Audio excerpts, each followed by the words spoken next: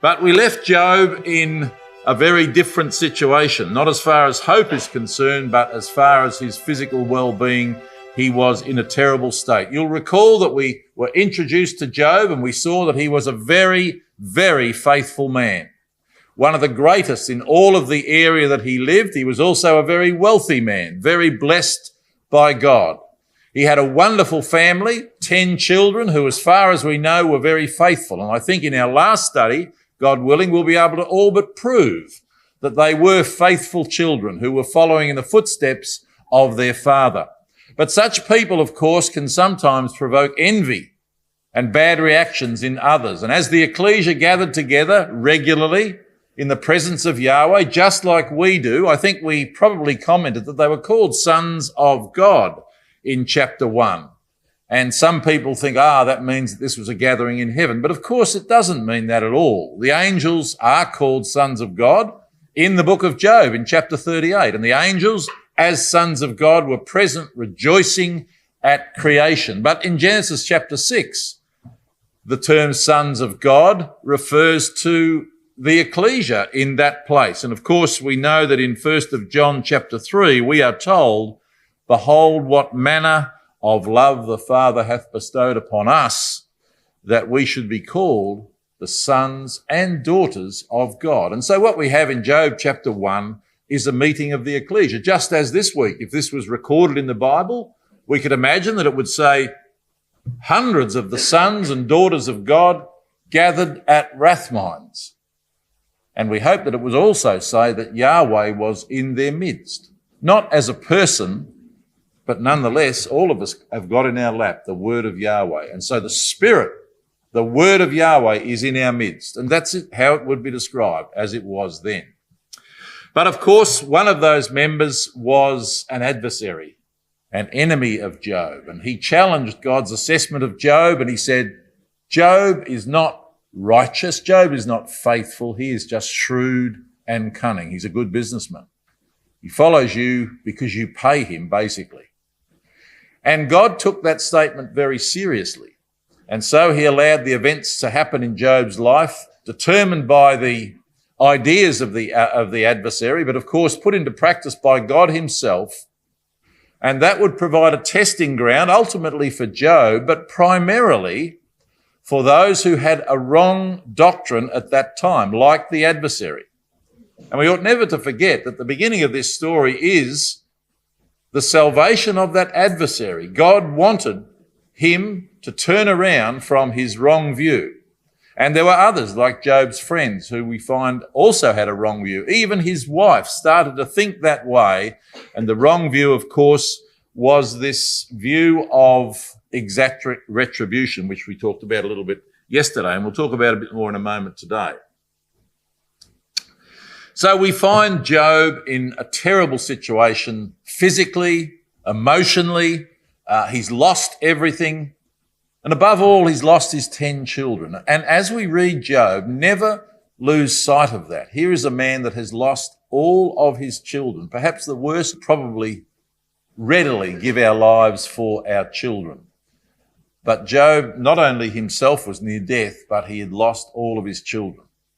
So it's quite remarkable, some of the things that the friends say to him in light of the situation that he was in. But nonetheless, if we turn to Job chapter 2 and take up where we left off,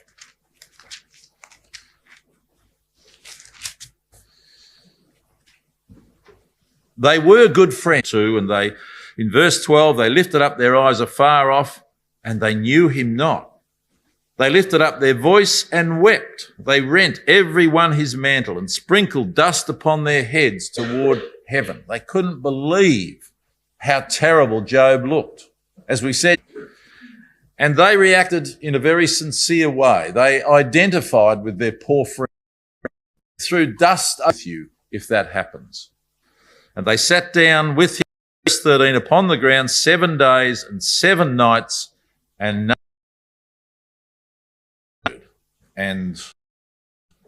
the ministry of silence, as some express it, is a lovely ministry at times for those who are suffering.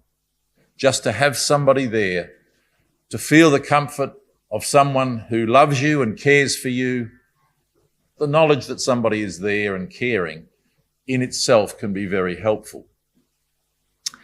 In the end, of course, Job, after 7 days of silence, Job feels the need to speak.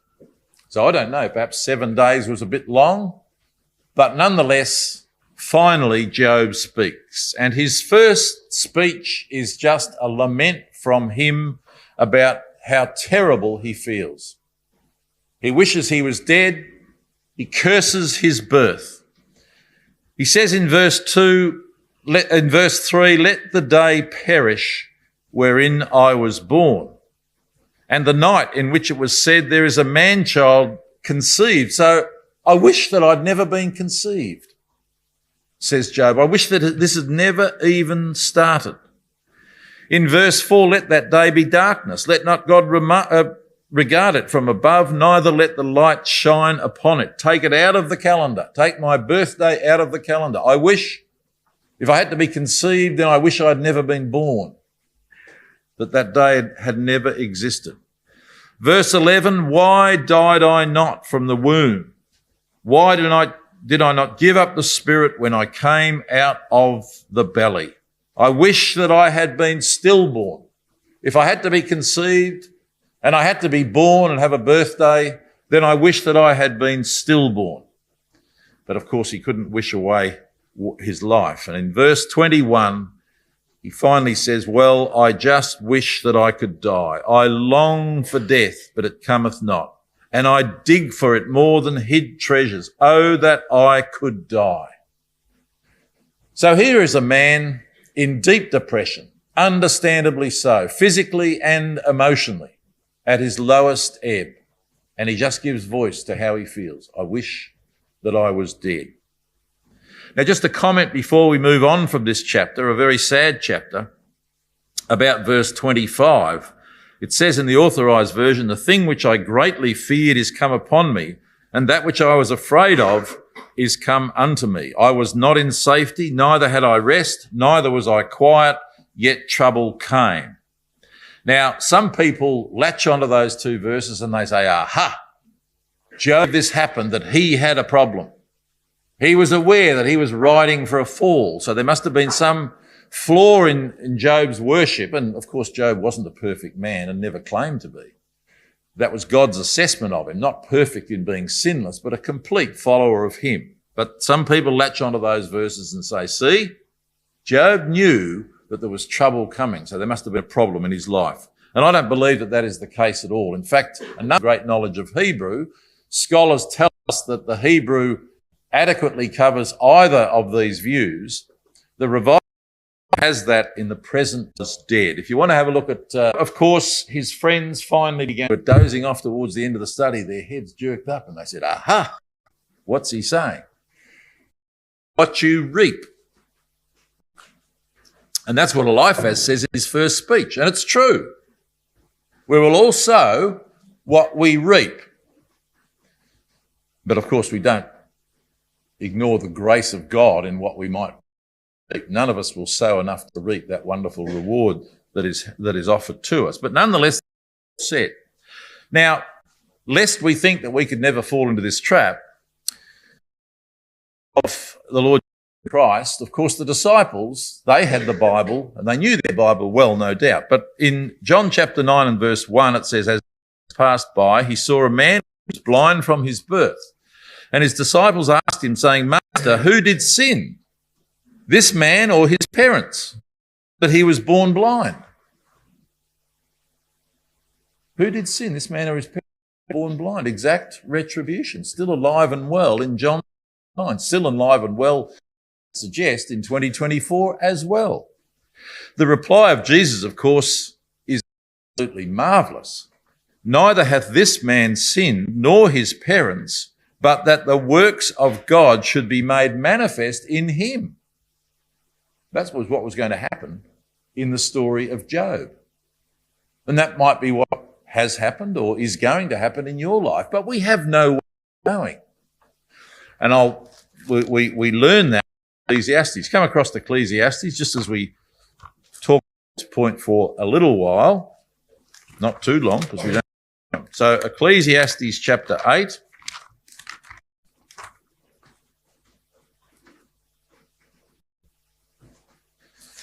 Provides an explanation about this puzzle. If we sow what we don't sow what we reap, what does it mean? Well, this Ecclesiastes chapter 8 and verse 11 gives us a good hint. Wise man, because sentence against an evil work is not executed speedily, therefore the sons of men is fully set in them to do evil. We might not to touch. In fact, over the page in verse 1 of chapter 9, the wise man said, "For all this considered in my heart, either love or hatred by all that is before them. All things." So you can't really tell by observing my life whether I'm serving God faithfully or not. And I can't tell by looking at the things that happen to you necessarily, because ultimately God knows. And that is worked out in quite a remarkable way. That was the problem, friends. They had that problem. And we need to be wary of that problem, because we very, very often judge by our eyes. And perhaps the most dangerous area of that judgment is about ourselves. If something happens to me and I say, I know why God is doing this to me, because I might think I've done that or the other thing, God, or I might just think I'm a faithless, worthless person, and this is why God is treating me that way. That's a terrible way to think. God doesn't want us to think that way. What he wants us to, and he will work this out as we go through Job, is that suffering does have a purpose. And it may well be that the suffering that you are going through is for the benefit of somebody else, as the suffering that Job was going through was primarily for the benefit of other people, though he himself was improved as a result of the things that we went through. I talked about Job at another Ecclesia once many years ago, and there was one brother that I had some great conversation. He was a brother that had been through a lot of personal suffering. He'd been through a particular incident that was hard. Hold that thought in our minds, and when we get to the words of Yahweh himself later on in the book, I think we're going to see that that is true. Other times there may not be a specific reason for that suffering to come in a person's life, but there will be purpose.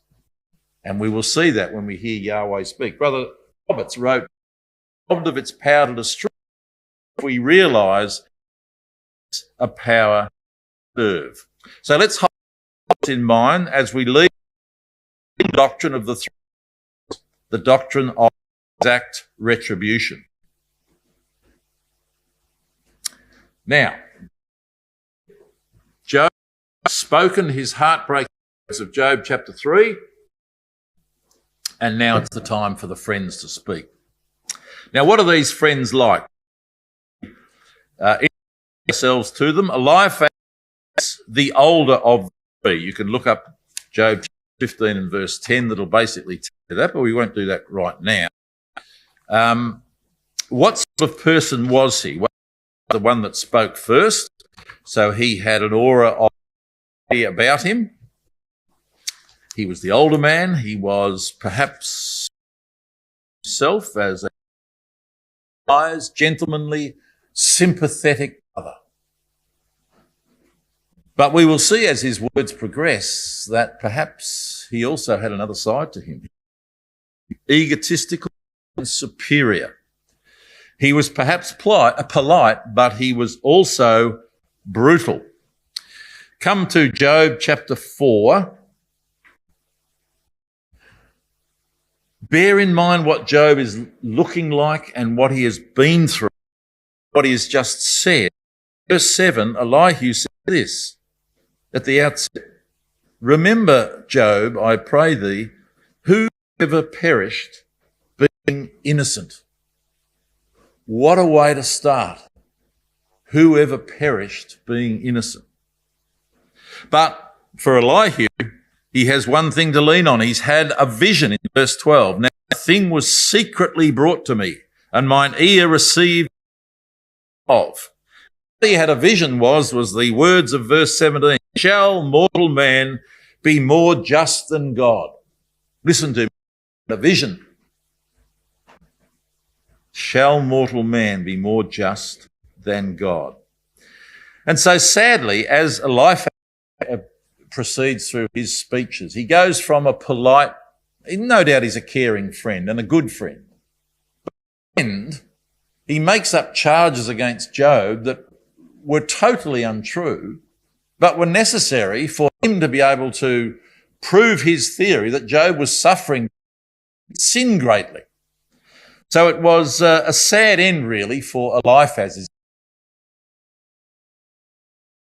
Bildad, over on the other hand, over in chapter 8, a slightly younger man, still a young man, Bildad, in verse 8 of chapter 8, said to Job, Inquire, I pray thee, age, and prepare thyself to the search of their fathers. For we are but of yesterday and know nothing, because our days upon earth are a words, Job, we have always believed in this.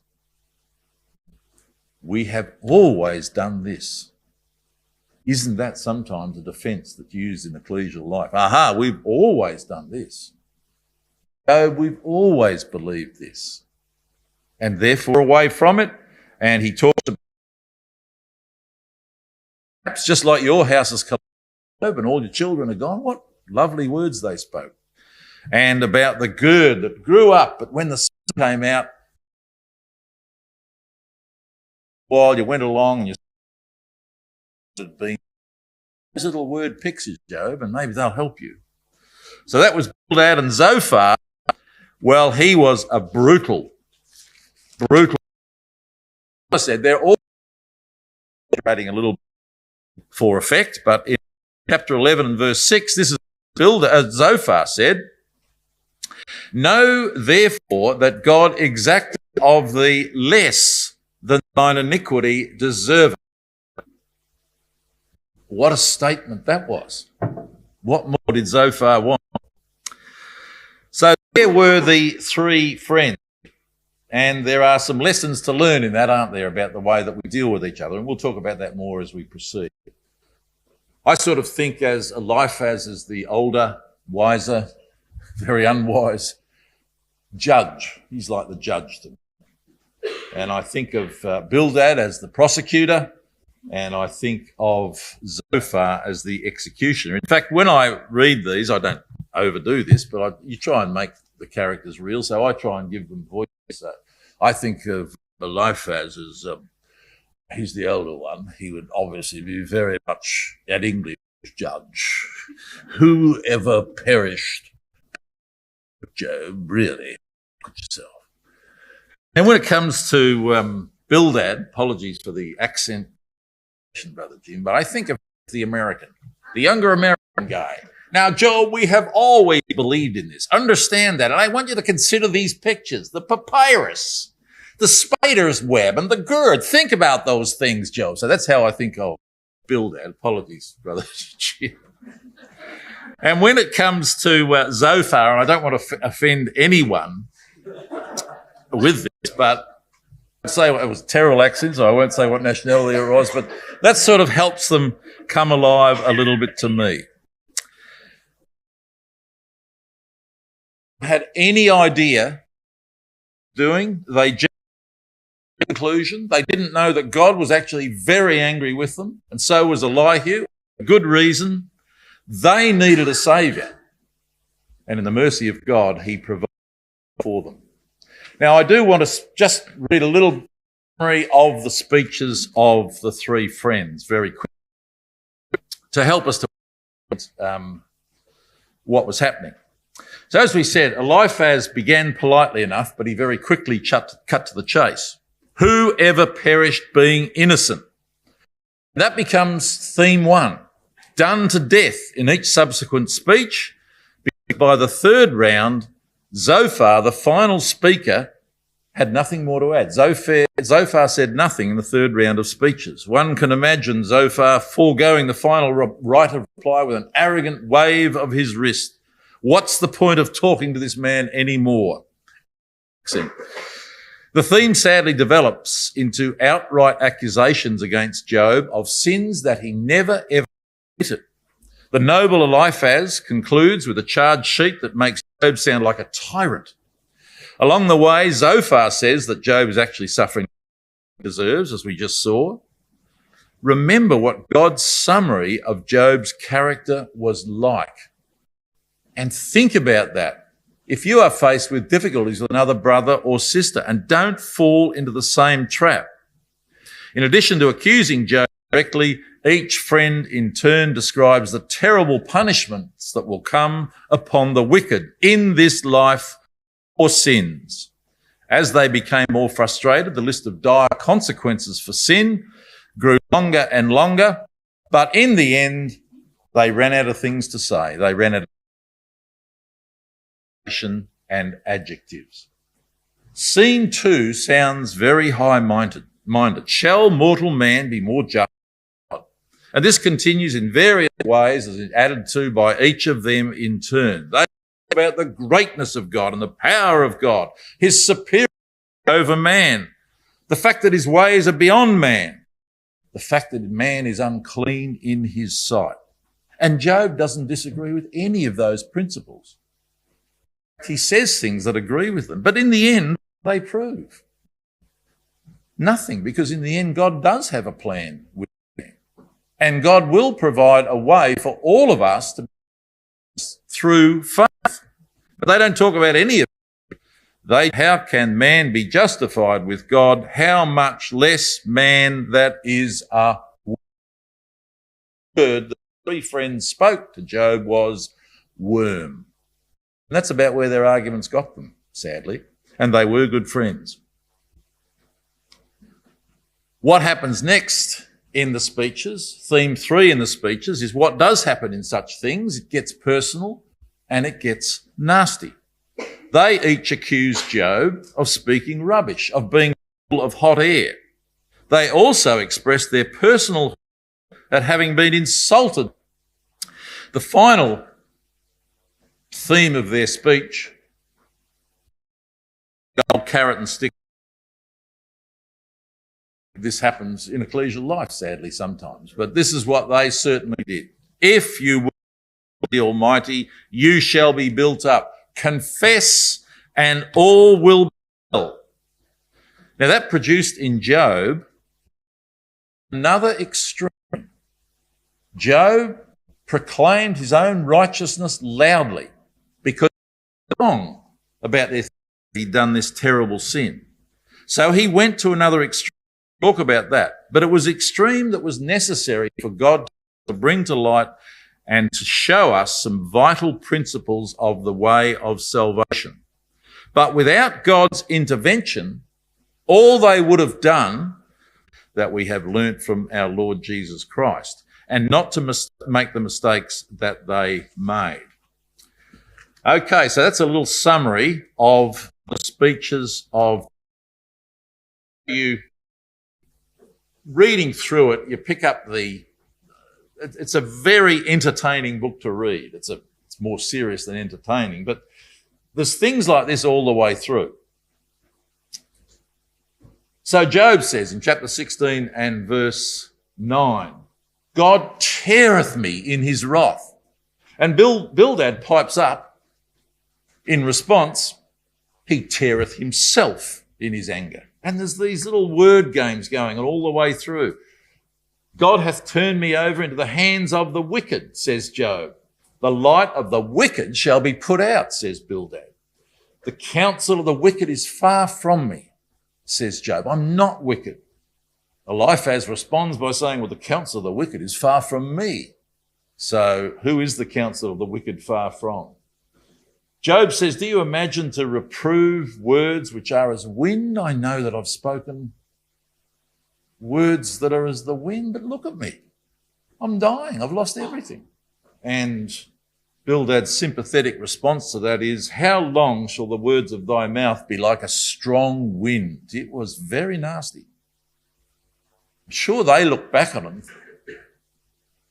at the wicked conceive mischief and bring forth vanity. Job said, mischievous comforters are ye all, the same word. Bildad said, he is cast into a net by his own feet. Job said, God hath compassed me with his net.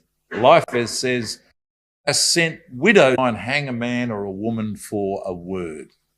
And yet that's what they were doing to Job, and it's a very is when he appeals to his friends, and the other part is when he appeals to God. He actually leaves off appealing to his friend. The second theme that Job has is the one that they can never answer. Turn to chapter 9 and verse 1. Thing thereof I said it, he destroyeth the perfect and the wicked. If the scourge slay suddenly, he will laugh at the trial of the innocent. Job's language went to the extreme, and Elihu's going to point this out to him later on, as we'll see later on in the week. Job says the earth is given into God. Of course, his friends, remember, they're hammering him, saying, the earth is in the hand of the wicked, he said, when I observe all the things that go on around me. And God is covering up the faces of the judges, if those are the people that are supposed to be bringing out justice. And he says, if not, where and who is he? If it's not God that's allowing that to happen, then who is it? And they never are able to answer that, and we'll spend a little bit more time discussing that, but that's the sense. Like the friends, Job acknowledges the greatness of God. We all do. Job says, I would like to stand before God. He could speak first, or I would speak first. It wouldn't matter to me. And I would show that I am righteous and that I don't deserve what's happened. He's made a mistake. But then he says, I know, as all of us would say, I know that if I was in the presence of God, I'd be tongue-tied. I wouldn't be able to speak with him in the way that I'm saying. He said, I'd trip myself, condemning myself with my own tongue. It is somebody, and I believe that in Elihu, partly that request was, but through it, quite early with the friends to a great, his observation of my friends scorn me, but mine eye poureth out tears unto God. And then he says a remarkable statement. Oh, that one might plead for a man, the man pleadeth for his neighbour. Now the Revised Version has, oh, that he would maintain the right of a man with God and of a son of man with. So what he essentially says is, I wish that God could plead with God on my behalf. Because there was this God that, as far as he could see, was making a terrible mistake. Harsh, cruel God that is causing me to suffer like this. And all my friends are telling me that I'm suffering like this because God is punishing me for something that I haven't done. God doesn't exist. So rich with so many things, sad in many ways. I hope that as we look at some of these verses, or as you read through Job, or probably have read through Job, that you will think, yes, I know what it's like to think like that. I have been very low. Some of you have. Some suffer more than others. It's an insight of the words of Job, and just get a feel for what this man's going through. Chapter the man is wonderful. Just pardon them. What am I doing to you? But who can deliver me out of your hand? And look,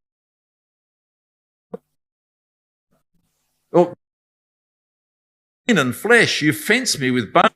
Thou hast hid. I know that this is with me. Moffat says, all the while, this was the. But it doesn't mean that God has deserted us. God was so close to Job that he had no idea he was going to find. God's going to tell him. But those are the feelings that he had all the while. You did all this for me. His friends were wrong, and in that he was right.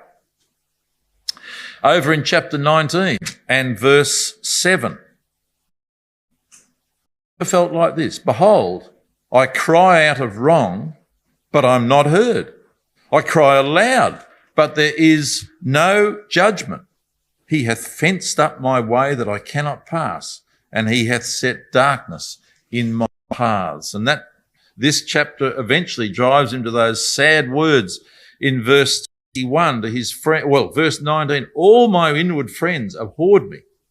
They whom I loved have turned against me. My bone cleaveth to my skin and to my flesh, and I am escaped with the skin of my teeth. Have pity upon me. Have pity upon me, O ye my friends. Let us never, ever turn our back on somebody who makes a plea like that, or answer them in the way that Zophar does, with a sarcastic, nasty response. This was a man that was going through the depths of depression, but who never lost his faith that in the end right would prevail. Over in chapter 21 and verse 7, and this is a summary of the argument that, of course, Job's friends could never answer. Wherefore do the wicked live, become old, yea, are mighty in power?